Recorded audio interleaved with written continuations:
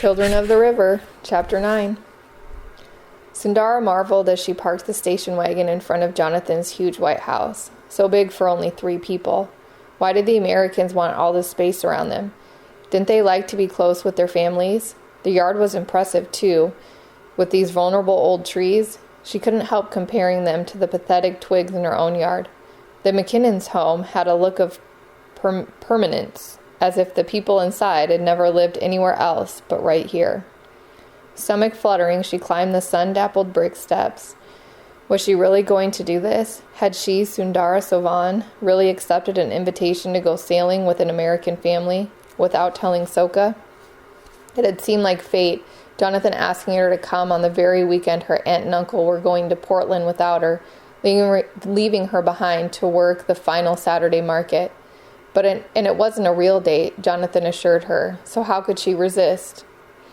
Resisting Jonathan was, after all, very difficult. At home, each evening under Soka's watchful eyes, Sundara promised herself she would stop seeing him.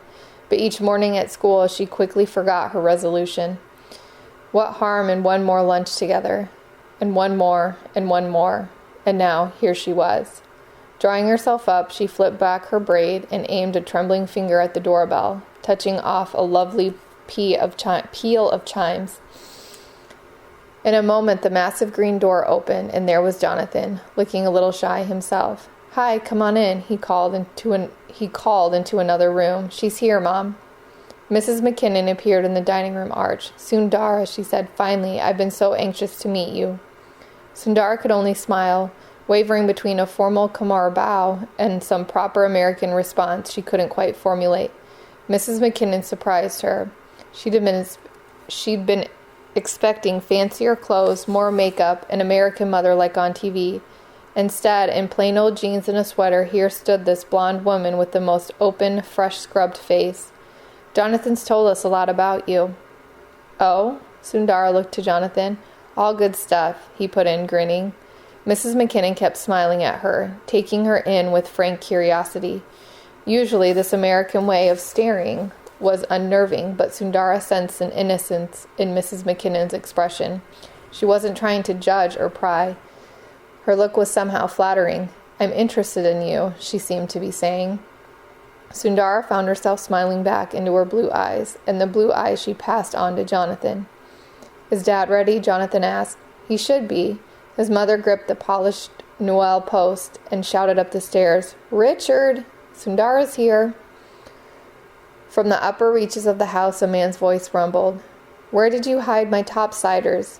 "Right on your shoe rack," she called back. "I want my old ones." "There," Mrs. McKinnon said to Sundara with a weary smile. "Now you can see why Jonathan dresses the way he does." She headed up the stairs. Mrs. McKinnon wasn't dressed so fancy herself, Sundara thought. Still, although her sweater was not new, it was a good quality in color, a subtle shade of dusty rose you'd never seen at value time. That was the look of their whole house, Sundara decided, fine quality worn to be a comfortable familiarity. She had been in so few American homes, their sponsors and the Kellys, and the home of the people from the church who hosted their welcoming party. Those houses were nice, but they could not compare to this. Off to the left of the entryway, she could see the living room with its velvety, russet-toned furniture, and their plush carpeting, no plastic runners. You were free to walk right on it, let your tennis shoes sink deep into the softness. To the right, in the dining room, she was drawn toward a chandelier hung with bits of flashing glass that caught and scattered the morning sunlight into rainbows on the pale gold wallpaper. It's almost a palace, she thought. Yet Mrs. McKinnon did not act like a queen, and there were newspapers on the sofas and magazines and bills on the dining table. They treated it as if it was nothing special. "Your family must live here for many generations," Sundara whispered. Jonathan laughed. "Not quite. We moved here when I was 6. Before that, we were up in Seattle while my dad did his residency." "Oh, hard to believe it all looked so established. Your mother have to work hard to clean such a big house. She have so many pretty things to dust off." "Well, we have a housekeeper who comes in." "You joking. A servant?" "No, not a servant, just somebody to vacuum and stuff. Of course, she can't do my room. There's too much of a mess." "But Jonathan, I'm shocked." Why? It's no big deal. Oh, but when we mentioned to our sponsor that we have a servant in Cambodia, she kind of mad at us. Just forget that, she say.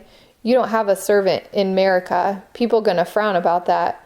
We so scared. Soka tell me never talk about that again. That's interesting. You didn't have a telephone or a television, but you had servants? Someone to help with the dishes is better than a television, I think. Then you have more time to play with the children or have a lot of friend over, listen to music. We never have enough time here. Just work, work, work. That's why it's so good. You decided to come today. You gotta have more fun. You work too hard. You're always lugging around that huge stack of books.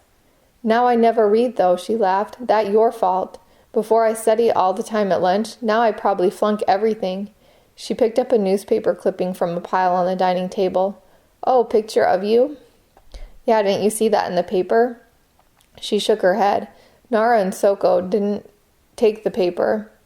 But what is this? She looked more closely at the large book that lay open beside the clippings. Everything is about you? Afraid so. It's a scrapbook, you know, for pasting things you want to save. My mom's been working on it since I was born. Didn't you do that in Cambodia? Sundara could only smile. The things worth saving could not be pasted in a book. Glue and paper could not preserve the comfort of familiar voices, the good smell of her mother cooking chicken with garlic and lemongrass over the charcoal stove. She flipped through the pages. So many football pictures. You famous, she said. The book is so fat. And this is the third volume. I wish my mom wouldn't get so carried away. Why not? I think she like you a lot. Want to spoil you. Yeah, I guess, but sometimes I feel she thinks my main job in life is to come up with stuff for these books. Perhaps it was because she only had one child, Sundara thought. Only one son on whom to lavish all her love. Does your mother have a job? My aunt say all American women have job. Well, not really, but she's president of the League of Women Voters around here, so that takes a lot of time. What is that? League of Women Voters? Oh, they study politics, social problems and stuff. Sound important, I guess. Sundara was thinking about Soka. Maybe she only told Naro all women worked outside their homes so he could stop feeling so guilty about her having to do it too. Here's a scrapbook I'm keeping for international relations. He tapped a thinner book, clippings about Cambodia. Sundara flipped open the book and read one headline, Cambodians starve by the thousands. She shut it. Jonathan's father came down the wide stairs, his size surprising Sundara all over again. He had sprouted a few gray hairs in his neatly trimmed beard, yet in his casual clothes he seemed younger than he had 4 years ago, when she'd seen him only in his stiff white coat. He smiled. His brown eyes had lost none of their warmth. How are you, Sundara? How's a little cousin of yours? Oh, he very well, thank you. He remembered. Hard to believe he ever so skinny. Are we ready then? Mrs. McKinnon asked, coming down after him. Let's load up. At that moment, Sundara caught a glimpse of herself in the mirror over the sideboard. She froze, startled by her own reflection. But why? Had she forgotten for a moment that her hair was black, her skin darker than theirs? How strangely out of place she looked. Outside, they got in a Jeep-type truck with an empty boat trailer behind it. Sundara whispered to Jonathan, My cousin Ravi really liked these kind of car. He want to get one someday. Yeah, the 4-wheel drive is great, especially for going to the mountains. Maybe we could go skiing sometime. Want to? She nodded, overwhelmed. She could hardly believe she was actually going on this one trip with him today, and he was already making more plans. The rush of the air by the open windows made conversation difficult, but it didn't matter. Sundara was caught up in her thoughts anyway. What a risk she'd taken. What if... Oh, forget Soka. If her aunt never learned of the lunches at school, how could she possibly hear about this? Besides, the decision was made now, and whatever the consequences, she was here, sitting beside Jonathan with the sun shining and the smell of autumn in the air. Why not enjoy it? Can you believe our luck, Dr. McKinnon said when they pulled into the parking lot at the lakes an hour later. Practically got the whole place to ourselves. The concession stand was boarded up, only a few boats out of the water. The sweeping lawns were all but deserted. Gorgeous weather for October, Mrs. McKinnon said. Sure does make it hard to pull the boat out. Why must you? Sundara followed them out onto the long wooden dock. Does everyone have to? She had noticed another boat being hooked up to a trailer at the launch, and many of the mooring places were empty. They've already started to let the water out, Dr. McKinnon explained. It's a man-made reservoir, irrigation in the summer, flood control in the winter. So much of America was man-made, Sundara thought, looking out over the smooth water. Imagine, men even controlled the lakes and the rivers.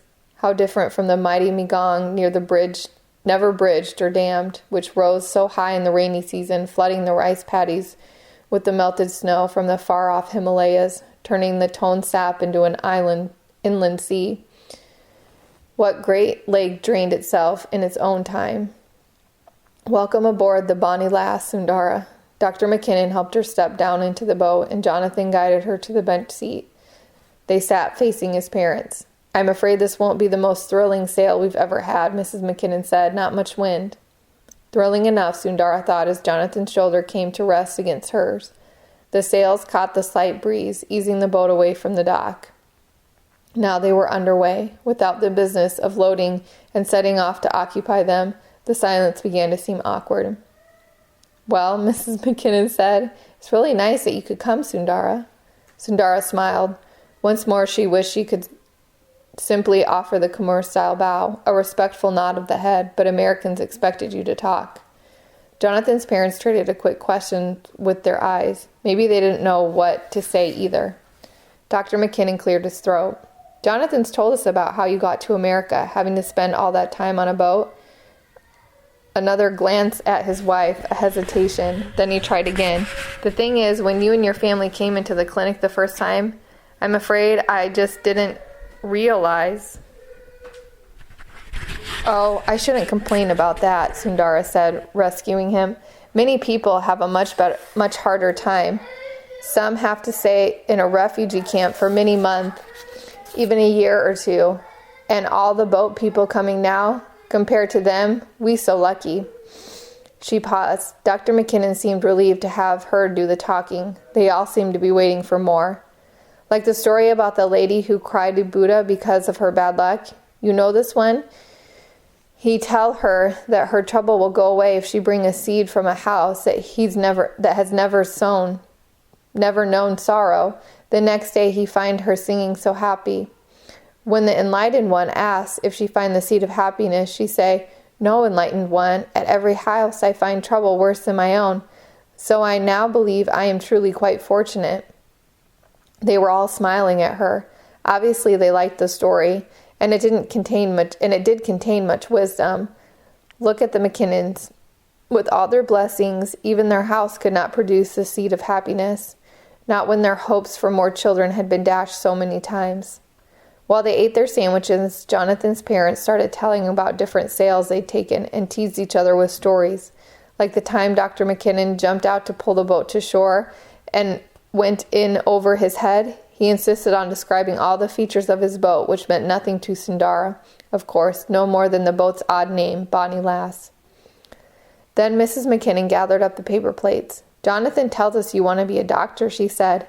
Sundara nodded, glancing at Jonathan, wondering if he'd also told them how much she admired his father.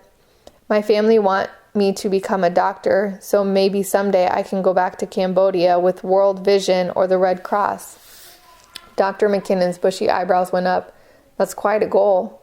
He seemed surprised. Maybe he didn't think she was smart enough. Still, she did not meet his eyes, but lifted her chin a little. I'm hoping to go to Stanford. Good choice. They were all smiling at her again.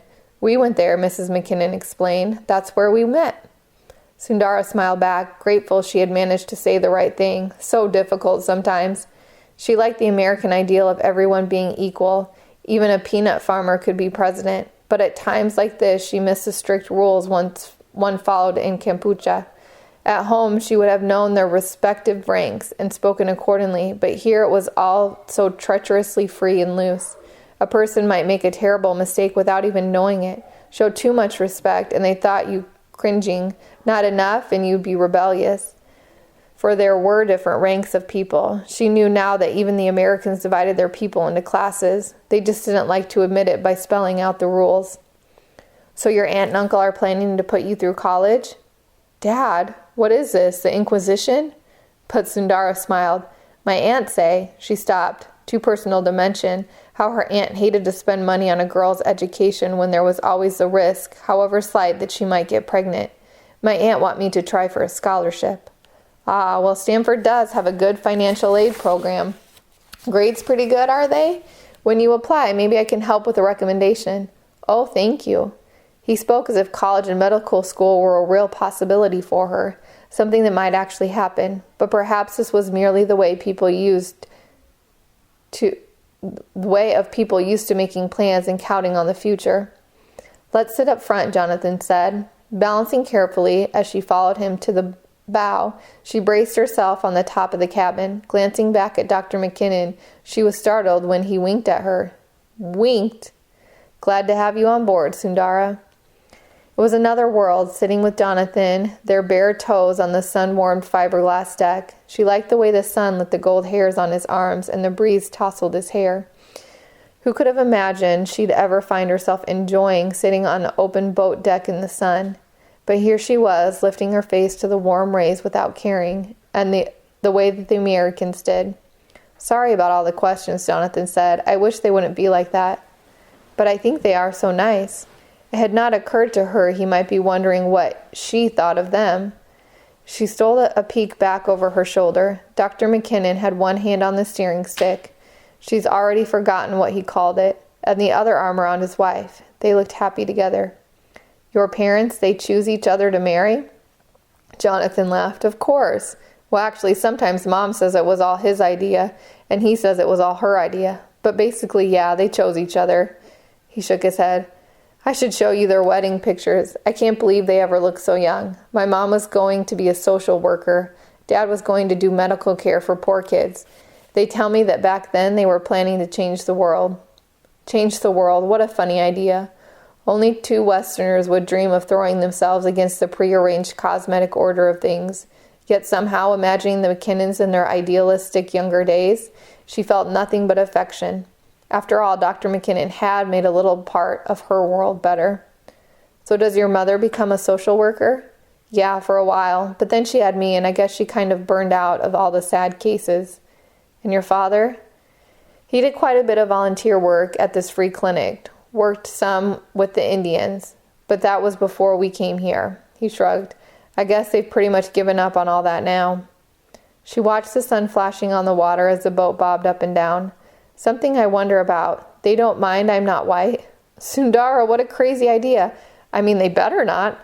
All my life they've been telling me everybody's equal, race doesn't matter. Doesn't matter at all to them? Well, theoretically, they both knew saying you believed something was not the same as living it. But my dad's younger brother joined the Peace Corps and ended up marrying an Indonesian woman. Nobody was happy about that. He smiled at Sundara in a way that made her face warm. Their kids are really cute. Oh, nobody was unhappy about that. Sundara looked into his eyes, blue with black ringing the irises. If she had his baby, what color would the eyes be? Then they both blushed. How could he be wondering the same thing? I don't think my family ever going to feel that way, she said. They don't even try to pretend race doesn't matter. And they don't like the American way about marriage and everything. Don't like so quick to divorce. Don't like to have baby without the husband. Well, that isn't exactly our ideal either. But it happened all the time. This never happened with Khmer girl. Never? Not if they are daughters of a good family. But never? That's hard to believe. I do know one, she admitted. A girl in Portland. She loved a boy at a Thailand camp.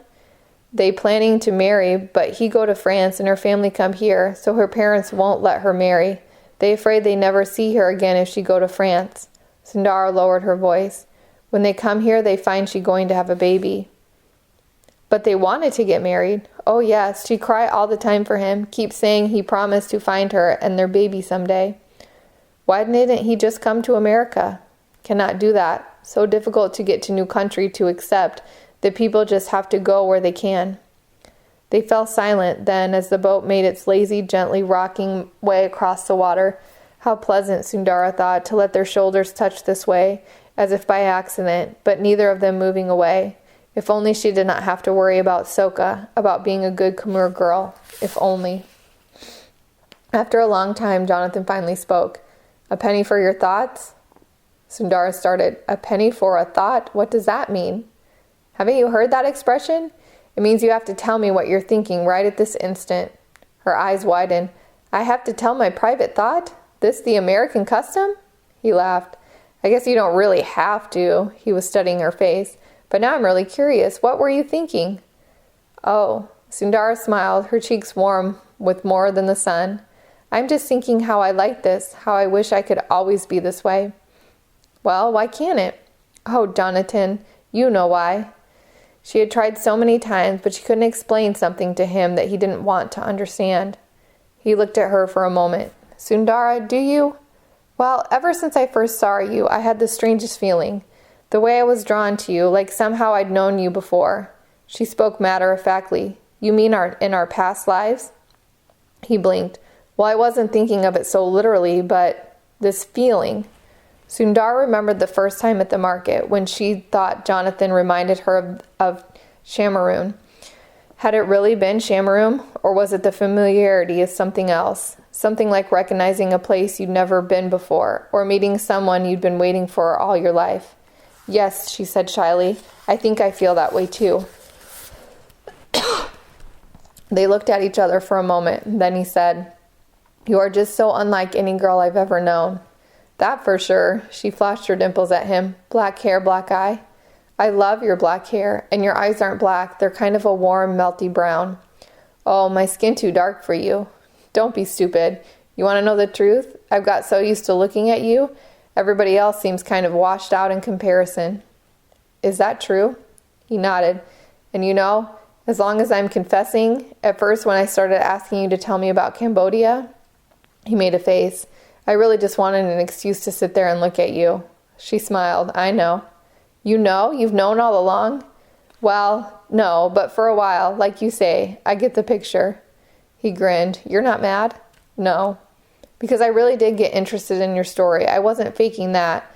They got to me. You started making me see how sheltered I was, that I'm actually pretty spoiled. Jonathan, you cannot help you have a nice life. Why you always feel so bad about it? Your family have the kind of life I want for myself. When I see how people can live here, I want to make that my goal. But you were just saying you wanted to be a doctor and help people.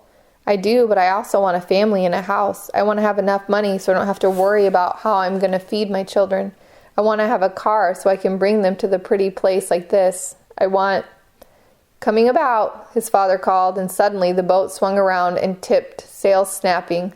Sundara lurched toward the water, but just as fast, Jonathan's long, strong arm pulled her back. Her heart pounded and breath came hard. Was it the scare or the realization that he wasn't taking his arm away? He was holding her tighter.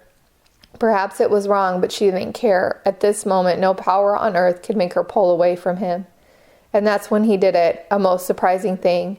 He reached across her with his free hand and gently tugged loose a crimson ribbon that held the end of her braid. Startled, then understanding, she slowly undid the plait and combed her fingers through her hair, never taking her eyes from his.